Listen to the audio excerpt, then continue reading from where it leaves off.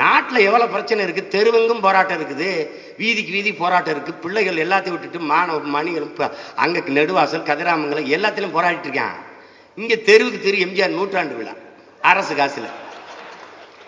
எம்ஜிஆரே பார்க்கல எந்த பையனும். எம்ஜிஆர் யாருன்னு படிக்கிறதும் இல்ல. ஒரு விழாவில் உட்காந்து சுதா ரங்கநாதன் சொல்ல தெரியலையா, 3 பேர் பேச்சுக்கிறாயா அந்த காணொலியில. இவரே வெளிநாட்டுல போய் தமிழ்நாட்டுல இருந்து வர்றோம்னு சொல்லிடாத, வேற ஏதாவது ஊரை சொல்லு, கேவலப்படுத்தி காய் துப்பிட்டுருவேன். சுதா ரங்கராஜன் அவர்கள் அந்த அம்மா உயிரோட இருக்காங்களான்னு பார்க்கணும். இவங்க எல்லாம் வாழ்ற நாட்டுல நம்ம வாழணுமான்னு வேற நாட்டுக்கு எதுவும் போய் பிறப்புறாங்க. பார்த்து படிக்கும் போது அதுல அவர் திண்டுக்கல் சீனிவாசன் பெரும்புலவர் அவர் உங்க பேரு என்ன? சுதா ரங்கண்ணா. நீங்க என்ன கதக்கடியா? பரதநாட்டியம் இல்லம்மா, பரதநாட்டியம்.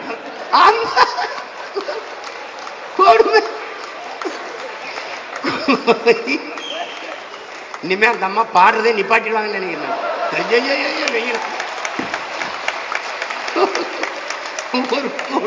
ஒரு கொடுமை.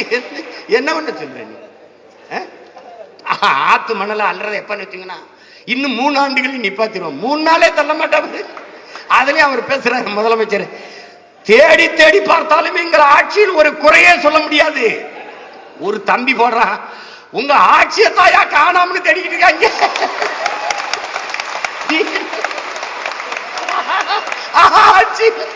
ஆட்சியில குறைய காண முடியாது தெரியுது, ஆட்சியவே காணாம.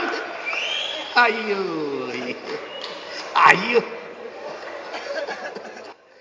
இது 23ஆம் புலிகேசியை விட கேவலமான ஒரு கூட்டம் இந்த ஆண்டுகிட்டு இருக்குது. அன்னைக்கு அம்மாவும் 48 திருடர்களும் இருந்தாங்க. இன்னைக்கு அம்மா இல்ல, வெறும் 48 திருடர்கள் தான் இருக்கிறாங்க. திருடங்கையிலே சாதி போயிருச்சு, நாட்டை காப்பாற்ற முடியல.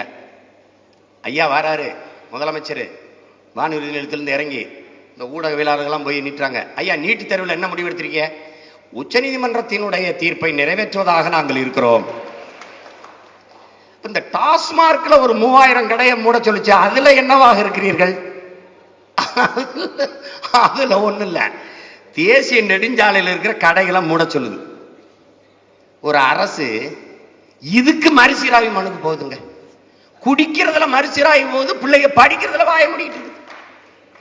இங்க போயிட்டு என்ன பண்ணுது, பாதை எப்படி இருக்குன்னா கதவு இப்படி இருக்குல்ல, கடையை மாத்துதான், கடையை மூடுதான், கதவை இப்படி திருப்பிட்டு கதவை இங்கிட்டு முடியுது. ஒரு மான்கராத்தேன்னு ஒரு படத்துல don't close the back door man ஒரு பாட்டு பாடுவான்ல, அங்க சந்திரபாபு நாயுடு 2500 தடுப்பணை கட்டுறதுக்கு வேலை செஞ்சுக்கிட்டு இருக்காரு. இவன் 3500 டாஸ்மார்க் திறக்க வேலை செஞ்சுக்கிட்டு இருக்கான். நம்மால் என்ன பண்ணுவேன் நீ? ஒன்னும் செய்ய முடியாது. இப்ப நம்ம இருக்கிறோம், நீட் வந்துருச்சு. 25 மருத்துவக் கல்லூரி, அரசு மருத்துவக் கல்லூரி, 25 அரசு மருத்துவக் கல்லூரியும் பூட்டு போட்டு போயிடும். நீட்டு ஒரே பூட்டு. எப்படா திறப்ப? நீ நீட்டை மூடு, நான் பூட்டை திறக்கிறேன், அவ்வளவுதான்.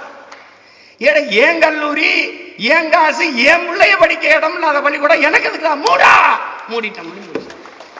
பேச்சுவார்த்தைக்கு அவன் வருவேன்.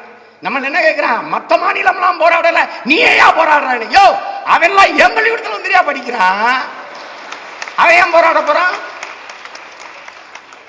நீட்டுங்கிறது ஒரு வடிகட்டி, ஒரு ஃபில்டர். இந்த டீ சர்க்கரையில் தராத தேன், அந்த தேநீர், அந்த துகள் இருக்குல்ல, இது இருக்குல்ல தேன், அந்த தேயிலை, அது தராத தரத்தை, அது தராத சுவையை அந்த தேநீரை வடிகட்டி தரும் என்று எந்த மடையன் நம்புவான் என்பதை அறிவார்ந்த எனது சொந்தங்கள் புரிந்து கொள்ளணும்.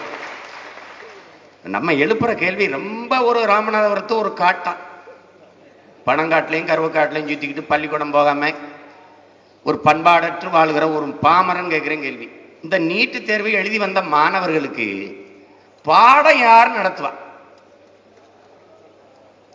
எந்த பேராசிரியர் நடத்துவாரு? நீட்டு தேர்வு எழுதி வந்த பேராசிரியர் நடத்துவாரா இல்ல ஏற்கனவே இருக்கிற பேராசிரியர் நடத்துவாரா? அவர் தான் நடத்துவார்.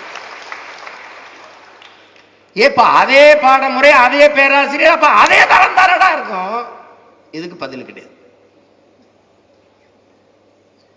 அப்ப நீட்டு தேர்வு எழுதாத மருத்துவம் தரமில்லை என்றால் ஒரே நாளில் பணம் செல்லாது என்று அறிவித்த பிரதமர் மோடி, ஒரே நாளில் ஜிஎஸ்டி வரி தான் வரி என்று அறிவிச்ச பெரும் பெரும் தலைவர்கள், அறிஞர்கள்,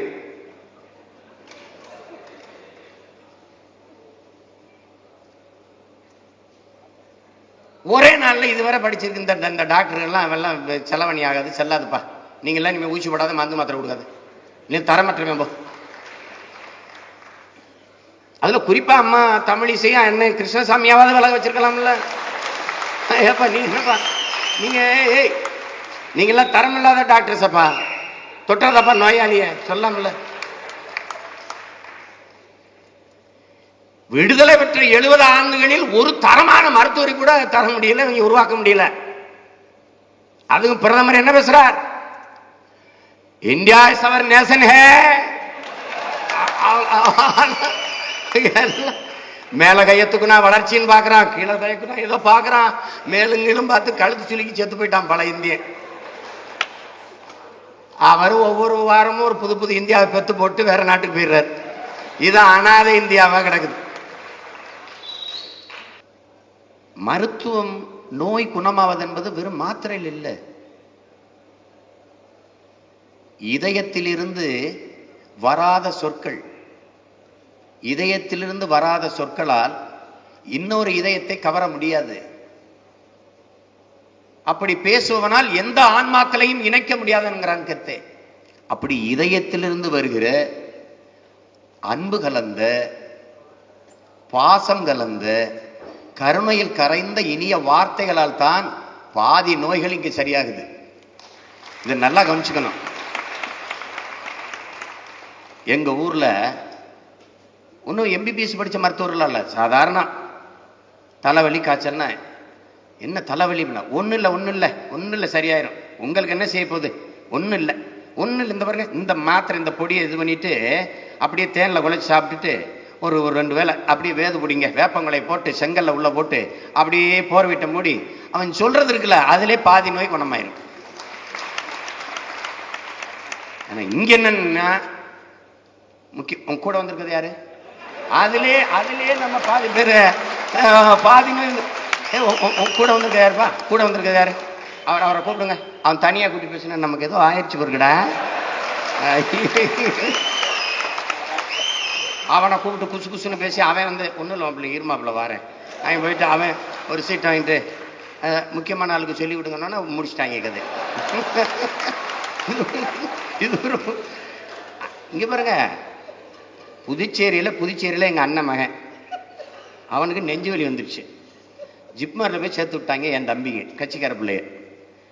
அவனுக்கு என்ன செய்யுதுன்னு நெஞ்சு வலிக்குதுன்னு சொல்றான். அந்த டாக்டருக்கு ஒன்றும் புரியல. அவன் வந்து 1/2 மணி நேரம் அதை விவாதிச்சு செத்து போயிட்டான். ஏன்? மொழி புரியல. அதுதான் நமக்கு கஸ்தூரி கூட சொன்னாங்க. நான் என்ன, எங்க அப்பத்தாவுக்கு காய்ச்சல், அது போய் இப்படி உட்கார்ந்துருக்கேன் பலோ, அவன் ஏதாவது சொல்லுவான், எனக்கு தெரியல, ஏதோ ஒண்ணு சொல்றான்னு வச்சுக்கிறேங்க. அவன் வந்து அது ஒண்ணு காய்ச்சலுப்பா, குதுன்னு வருதுப்பா, ஒரு மாத்திரை கொடுப்பான், அவன் வயிற்று வலி கொடுப்பான், கிளவி செத்து போயிடுவான். எது என்னடா நல்லா தான் இருந்துச்சு கிளவி, ஆஸ்பத்திரிக்கு போய் செத்து போச்சுன்ட்டு. நான் தம்பிங்கிற படத்துல ஒரு காட்சி எடுத்திருந்தேன். தற்கொலை செய்வதற்காக விஷம் குடித்தான், பிழைத்துக் கொண்டான். விஷத்தில் கலப்படம். இன்னும் முடியலையே, மருத்துவமனையில் சேர்த்தார்கள், செத்து போனான். காரணம் மருந்தில் கலப்படம். அதான் பிரச்சனை. இங்க கொன்னு விடுவாப்பா, கொன்னு விடுவான். நீ நல்லா கவனிச்சுக்க. 2003 மத்திய நெல் ஆராய்ச்சி நிறுவனத்தினுடைய தலைவர் ராத்தேலால் ரிச்சாரியான்ட்டு 22,972 நெல் வகைகளை பாரம்பரிய நெல் வகைகளை பாதுகாத்து வச்சிருந்தான். ஒரே நொடியில சின்சாண்டா நிறுவனத்துக்கிட்ட இந்த மொத்த நெல் வகைகளையும் எடுத்து கொடுத்துட்டான். அன்னைக்கு இந்தியாவிலேயே அழுதது யார் தெரியுமா? அந்த ராத்தேலால் ரிச்சாரியாவும் நமது பெரிய தகப்பன் நம்மாழ்வார் தான். மற்ற எவனால அவனுக்கு கவலையும் இல்லை. இப்ப என்ன தெரியுமில்ல, ஐயா இறை என்ப ஒரு கதை எழுதியிருக்கிறது. ஒரு கால் பந்தாட்ட பயிற்சியாளர் வர்றான். மாணவர்கள் காத்துக்கிட்டு இருக்காங்க. வரும்போது அவர் வெறுங்கையோட வர்றாரு. என்னங்க நீங்க பந்து இல்லாம எப்படி வர்றீங்க, எப்படி பயிற்சி எடுக்கிறது அப்படின்னா, பந்து எடுக்காம வந்துட்டீங்க அப்படின்னா, வேணும் தான் எடுக்காம வந்தேன் அப்படின்னு. அப்புறம் எப்படி பயிற்சி எடுக்கிறது? எடுக்கலாம். கால் பந்து எத்தனை பேர் ஆடுறோம் அப்படின்னு. கடலுக்குள்ள எத்தனை பேர் நிப்பா? 22 பேர். சரி, யாரு எத்தனை பந்து வச்சு விளையாடுறோம்? ஒரே பந்து தான். அந்த பந்து யாராவது ஒருத்தங்கால தானே இருக்கும். இருக்கும். கால் ஏற்கால பந்து இருக்குதோ அவனை விட்டுட்டு பந்து இல்லாத 21 பேர் என்ன முடிவெடுக்கிறானோ அதான்டா வெற்றியை தீர்மானிக்குதுங்கிறான். இது நல்லா நுட்பமா கவனிச்சுக்கணும். காலில் பந்து இருக்கிறவன்ல வெற்றியை தீர்மானிக்கிறவன், பந்து இல்லாத நிக்கிறான்ல திடலுக்குள்ள 21 பேர், அவன் தான் வெற்றியை தீர்மானிக்கிறான். இப்ப அதிகாரம் இருக்கிற எடப்பாடி பழனிசாமி கிட்ட பந்து இருக்கு, அவர்ல வெற்றியை தீர்மானிக்க போறது. பந்து இல்லாம நிக்கிற நாம தான் தீர்மானிக்கணும் வெற்றியை. நல்லா கவனிச்சுக்கணும். அது எப்படி? எங்க அண்ணன் யார்? எங்க அண்ணன் பொன் ராதாகிருஷ்ணன், எங்க அம்மா தமிழிசை. எப்படி பேச்சு தெரியுமில்ல? ஏழை எளிய குழந்தைகள் படிப்பதை தடுக்கிறார்கள், அவர்களுக்கான வாய்ப்பை கெடுக்கிறார்கள். ஏழை குழந்தைகள் மேல எவ்வளவு பரிவு, எவ்வளவு இரக்கம். இது பணக்கார டாடா பிர்லாவின் பேத்தி இல்லது. நல்ல கவனிங்க, ஏழைகளின் மேல அவ்வளவு இரக்கம். எல்லாரும் ஒரு மகாத்மா இல்லை, எல்லாரும் மகாத்மாக்கள்.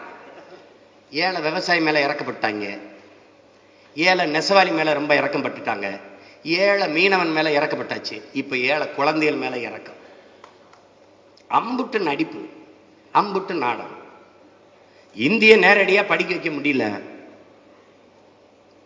அதுக்கு வழி இல்லை. ஏன்னா எதிர்க்கிறாங்க, கேள்வியா கேட்கிறாங்க. ஹிந்தி படிச்சா வேலை கிடைக்கும், எங்க கிடைக்கும்னு கேட்கிறோம் நம்ம. ஹிந்தி படிச்சா வட மாநில வேலைங்க. அப்ப இங்க சோன் பப்படி சொட்டு வைக்கிறேன், பானிபூரி வைக்கிறலாம் யாருன்னு கேட்கிறேன். பதில் சொல்ல முடியல. அவங்க சொன்னாங்க பாருங்க, சேலத்துல போய் ஒரு இட்லி கேட்டா கூட ஹிந்தியில, ஏன்னா என் கடையில் வந்து வேலை செய்யறான். ஹிந்தி படிச்சா வேலை கிடைக்கும் எங்க? தமிழ்நாட்டில்.